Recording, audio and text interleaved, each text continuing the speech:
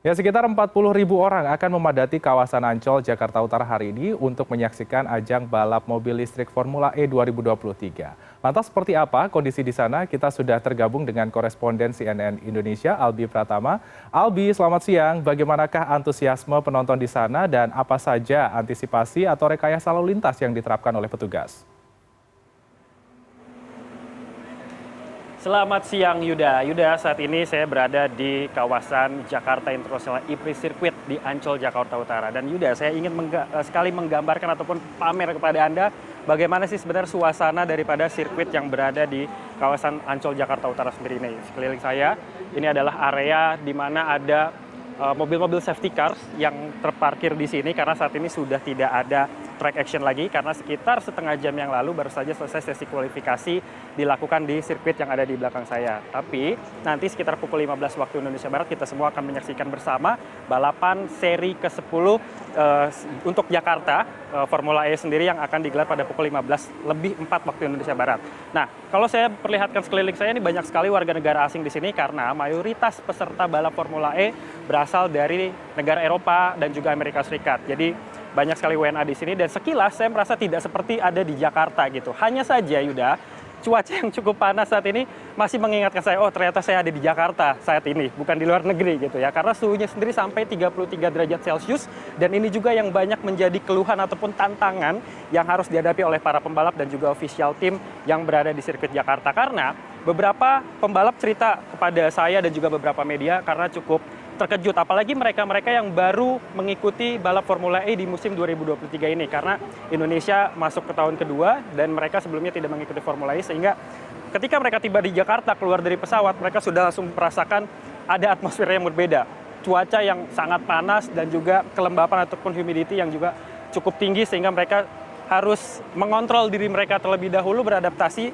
supaya mereka bisa melakukan balapan di sini. Nah, cuaca panas di sini juga cukup berpengaruh terhadap kondisi fisik dan juga bagaimana mereka menjaga efisiensi dari baterai listrik mereka karena baterai cukup sensitif terhadap suhu panas bisa menyebabkan keborosan seperti itu sehingga ini juga yang harus diatur menjadi strategi dalam balapan mereka. Nah Yuda, tadi Yuda menanyakan soal bagaimana antusiasme pengunjung yang datang ke acara ini pada hari pertama karena Jakarta pada tahun ini berkesempatan mendapatkan double header ataupun dua seri balapan selama 2 hari berturut-turut. Hari ini Sabtu 3 Juni 2023 dan besok hari Minggu 4 Juni 2023 berbeda dengan tahun lalu yang hanya satu kali balapan. Nah, ini baru saja beberapa penonton dari kursi VIP dan juga VVIP mendapatkan kesempatan untuk bisa berada di kawasan yang terbatas ini karena hanya pemegang tiket VIP dan juga VVIP saja yang hanya bisa memasuki kawasan ini dan juga kami media karena di sebelah kanan ini adalah garasi-garasi daripada tim balap bagian belakangnya. Di bagian depan sana adalah pit lane ataupun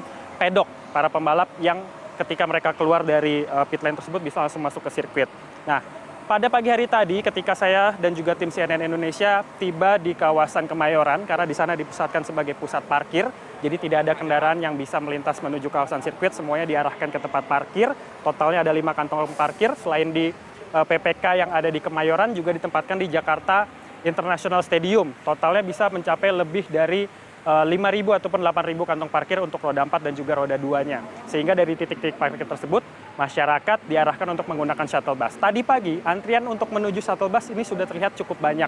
Tetapi seiring dengan perjalanan waktu, karena nanti sore sekitar pukul 15 race baru akan dimulai, maka kemungkinan mulai saat ini sampai dengan nanti pukul 2:30, para penonton yang akan menuju ke kawasan Jakarta International E-Prix Circuit ini diprediksi akan terus meningkat. Nah, kalau tahun lalu, Yuda, pihak dari Pemprov DKI Jakarta dan juga Jakpro ini mencatat bahwa ada sekitar 60.000 total penonton yang datang pada penyelenggaraan Formula E tahun 2022 lalu. Nah, pada tahun ini Jakpro menargetkan bahwa ada penambahan jumlah penonton, di mana pada satu hari ini ditargetkan akan ada sekitar 70.000 penonton, sehingga kalau misal dikali 2 dengan hari besok, diharapkan ada sekitar 140.000 penonton yang bisa hadir untuk mengikuti ajang balap Formula E di tahun kedua di mana Indonesia menjadi tuan rumah dari total 3 tahun kontrak yang dilakukan antara Jakpro juga dengan bersama FIA dan juga Formula E sendiri. Dan kita nanti akan melihat seperti apa dan saya ingin menunjukkan juga Yuda di sebelah sana adalah salah satu tribun penonton. Saat ini kondisinya masih kosong karena ada yang belum datang ataupun ada yang sedang beristirahat makan siang. dan juga memanfaatkan kesempatan untuk mengikuti pit lane tour, di mana para penonton punya kesempatan untuk bisa bertemu secara langsung dengan para pembalap yang mereka idolakan. Begitu Yuda. Baik Albi, tentunya kita menantikan gelaran pertandingan nanti sekitar pukul 3 sore. Bagaimanakah keseruan dan ternyata memang animo dari masyarakat ini begitu terlihat, targetnya adalah 70.000 penonton, ternyata sudah meningkat. Dan tentunya terima kasih atas informasi yang disampaikan dari sana Albi Pratama, koresponden CNN Indonesia. Selamat kembali bertugas.